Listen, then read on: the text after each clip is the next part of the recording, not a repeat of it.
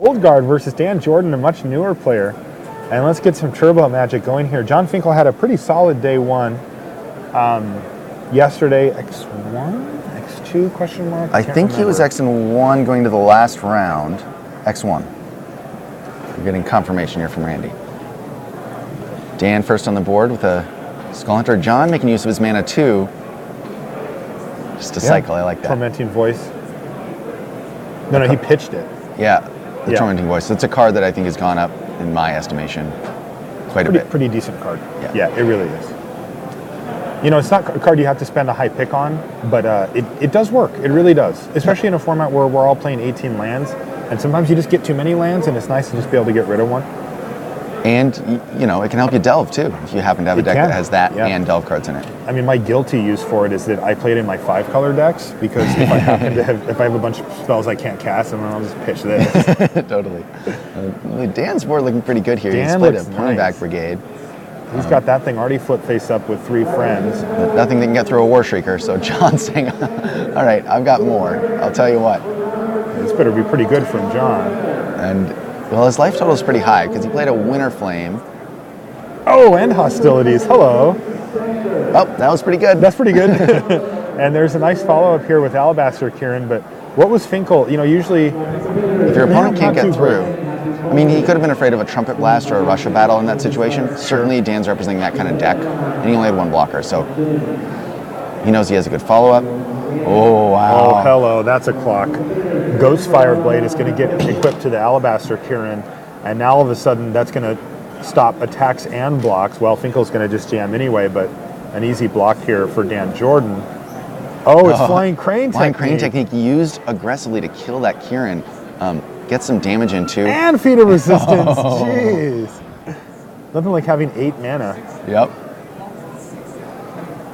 And Finkel just had to kind of suck it up and take one for the team there, blowing both of those spells to get through that Kieran. In the meantime, there's an Unyielding Krumar, which is now 5/5 with first strike potentially. He didn't get rid of the Ghostfire Blade, you know, that was the thing. The Kieran with the blade is obviously huge. Yeah, that wasn't going anywhere for Finkel, so he needed to make a move there.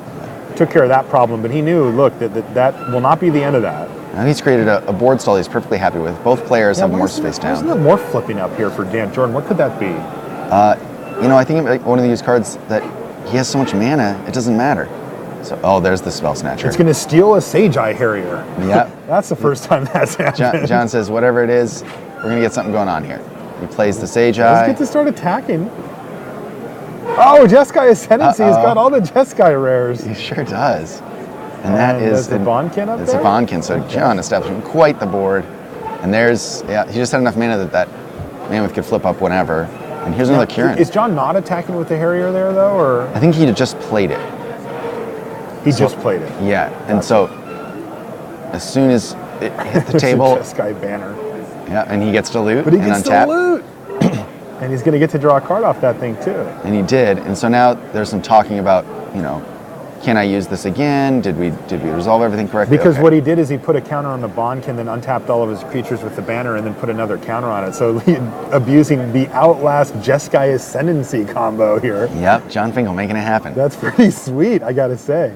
And Jon, you know, famous for loving a combo deck and Constructed. Well, the most combo-y card in the format is almost certainly Jeskai Ascendancy. It is.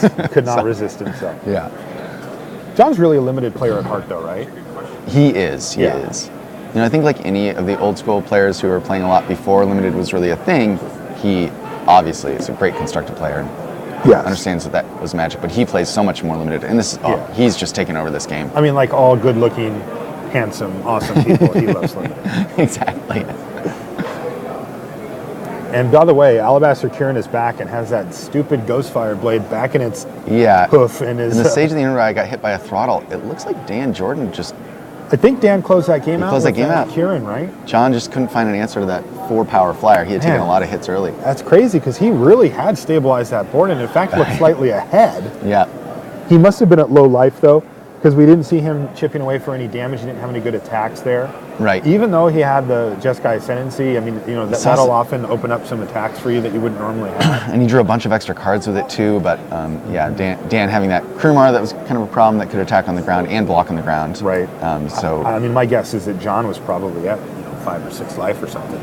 Yeah, he was quite low clearly, and then that throttle got the Sage of the Inward Eye, which opened up the air. All right, but we're back in business here. Dan played first this game, so maybe we missed something and Jon won. Oh, Jon might have showed him a card from his... Did Jon Sage of the Inward Eye back his flying crane technique? Of course he did. That's what happened. Oh, yeah, so Jon won that game. So Jon just said, I'm going to play this card. It's hard to catch these things on turbo sometimes. Yeah, it is. Yeah, cool. Okay, so... Oh, that makes sense. It makes a lot of sense. Nice, by the way. Yeah. Sage of the Inward Eye by my flying crane. Just 2 crane techniques in one game. And it also triggers the Ascendancy. Yeah. Yeah. Pretty good. So you get an extra bonus. Yeah. This game looks like it's starting off a little bit more pedestrian style than the last one, although starting off isn't really accurate. We're apparently on turn 8 here. Yeah. And there's a war name Aspirant on this late stage of the game. Jon's way ahead on mana. That usually means that Dan Jordan's going to have a very threat-heavy hand here once he finds like that 5th mana source. Jon does have attacks, yes. Certainly can attack here.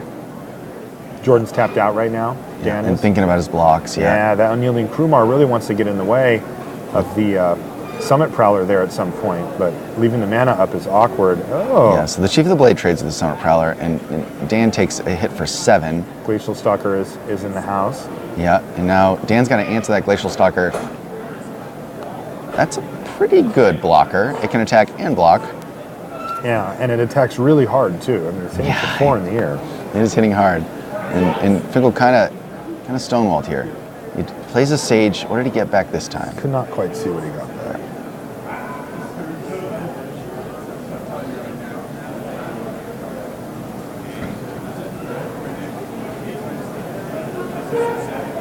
Oh, Jon has a flying crane technique again. And attacks with all his guys and plays the technique. Dan trying to figure out if he can block. He reveals a white card to flip over Watcher of the Roost, so he has some flying blockers. He's trying to figure out what to do with them. And yeah, he just has to chump block twice because his life is still on 4 mana somehow? All right, there's his 5th land draw 5th. for Dan Jordan. Is he too far behind? I mean, it looks like he Feels like it, right? Yeah, because he also lost his equipped creature, so yeah, he has to spend his whole turn equipping his Krumar just to be big enough to block Finkel's guys. But even then, he's taking at least 6 this turn. Yep, Jon says, all right, take a bunch. Yeah, I'll trade a card for 6. I'll do it again next turn. Reload again, Yep, and that's it. Jon Finkel wins.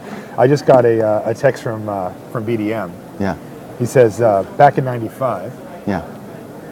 he used to run what they called a skills tournament.